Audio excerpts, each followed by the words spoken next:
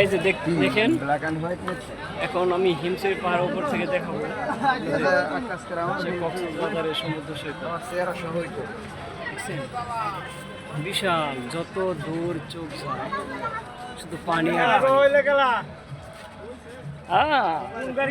আসসালামু আলাইকুম। ভালো ভাই, কেমন আছেন? আলহামদুলিল্লাহ। সারা রাত গেল, সারা দিন পর আপনার দেখা। হ্যাঁ? কোথায় কোথায় ঘুরছেন?